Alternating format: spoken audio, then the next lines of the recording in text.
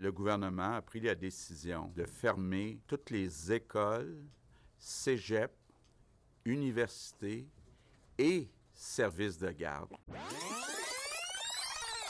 Donc, ça veut dire que le 14 mars, on va revenir à une vie plus normale. Victor, en 2 ans de pandémie, on en a vu des conférences de presse. Qu'est-ce qui te frappe, toi, quand tu repenses à ces conférences-là des premiers jours? Je pense qu'à ce moment-là, on n'est pas encore dans l'ampleur énorme qu'on va avoir quelques jours plus tard. Ça va peut-être prendre une dizaine de jours. Ou est-ce que finalement, je pense que c'est le 23 mars qu'on annonce la fermeture de l'économie au complet.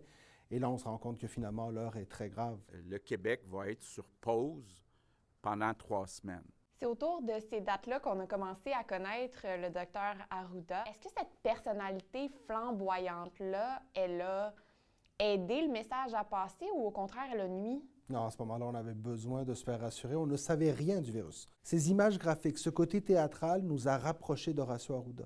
Et quelle que soit aujourd'hui l'évaluation qu'on fait de sa gestion de la crise, à ce moment-là, moi, je suis convaincu que les Québécois avaient besoin de quelqu'un à qui s'attacher. Moi, je l'ai toujours dit, pour moi, ce n'est pas une question, lorsque Dr Arruda a quitté, je pense qu'il l'a fait au bon moment, ce n'était pas une question qu'il était un problème, mais on avait clairement besoin de 109 autour de la table. De la même façon que lorsque Christian Dubé est arrivé, parce qu'il faut le rappeler, avant ça, le grand changement de la pandémie, c'est le départ de Daniel McCann qui avait fait la première vague, et M. Dubé qui arrive et qui, lui, arrive en mode gestionnaire. Je dois réorganiser le système de santé. On l'a appelé un système à 4 paliers, justement, pour être capable d'avoir de la prévisibilité. Ce code de couleur-là, il a comme contrôlé notre vie pendant des mois. Est-ce que c'était un outil de communication clair, selon toi? Je pense qu'au bout de la ligne, c'est une gestion qui est intéressante en termes de communication, parce que dans la communication, ce qu'il faut qu'on fasse, c'est d'accompagner les gens. Il faut qu'on leur donne des outils de gestion, il faut qu'on leur donne de la prévisibilité. Aujourd'hui, je veux proposer aux Québécois un contrat moral pour le temps des fêtes. Ce fameux contrat moral du temps des fêtes-là, est-ce que c'est là où ça a commencé à devenir plus difficile pour le gouvernement Legault? C'est pour moi la première grande erreur de François Legault. Alors, je ne pense pas qu'il y avait rien de volontaire dans l'erreur du gouvernement. J'ai eu un petit peu plus de misère à comprendre que l'année suivante, on reproduise un peu le même genre d'erreur en commençant à s'avancer sur des promesses. Quelques semaines après cette conférence de presse-là, début janvier, on nous annonce le premier couvre-feu. Et là, on sent que politiquement, c'est là que les oppositions ont commencé à peut-être moins être dans l'appui unanime, là. M. Legault, la première année, a surfé sur une vague, littéralement, parce que l'opposition était absolument inexistante. Arrive le couvre-feu, c'est une mesure drastique, le couvre-feu. Politiquement, ça avait du sens. Scientifiquement, ça n'en avait pas. Et cette dissension-là, entre le fait que la décision était purement politique, bien, c'est sûr que c'est venu commencer à créer du débat. Et là, on rentre dans une nouvelle ère de la gestion de crise pour le gouvernement, où est-ce que, oui, l'opposition est plus présente. Je ne suis pas sûr nécessairement que les coûts ont atteint leur cible nécessairement à ce moment-là, mais on faisait un build-up qui certainement est revenu hanter le gouvernement à la fin 2021 lorsque le deuxième couvre-feu est arrivé.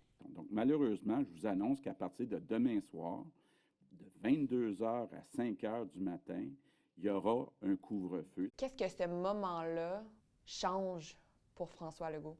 D'abord, c'est le moment où je le sens le moins à l'aise avec sa propre décision. C'est clairement à ce moment-là où est-ce que, scientifiquement parlant, on avait perdu le contrôle. Il est obligé de fermer pour le lendemain. Donc là, on a vu la résurrection des restaurateurs qui s'étaient équipés pour pouvoir tenter de sauver la soirée du 31. On nous impose également un couvre-feu. Et pour moi, ça, c'était inévitable. Pour moi, par exemple, la grande erreur du gouvernement, c'est le lendemain, 31 décembre, à 18 h. On reçoit tous sur notre cellulaire une alerte. N'oubliez pas que le couvre-feu commence à 22 h ce soir. Pour moi, cette alerte, elle est venue cristalliser l'écœurement aigu de tous les Québécois. On a une petite marge de manœuvre, donc on vous annonce un plan de déconfinement. C'est quoi le risque politique à annoncer ce plan de retour à la normale-là? C'est un risque qui est calculé, mais c'est un risque qui est inévitable de toute façon. Puis je pense qu'au niveau gouvernemental, on ne voyait pas d'autre façon de faire que celle qui se fait en ce moment. On a une élection au mois d'octobre. On veut parler d'autres sujets aussi au gouvernement. On a un budget qui s'en vient. Les gouvernements ne sont pas élus sur leur gestion d'une pandémie. Ils sont élus sur ce qu'ils prévoient de faire, sur comment ils vont dépenser notre argent, sur leur vision du Québec. Et je pense que le premier ministre et son gouvernement ont hâte de parler de ça.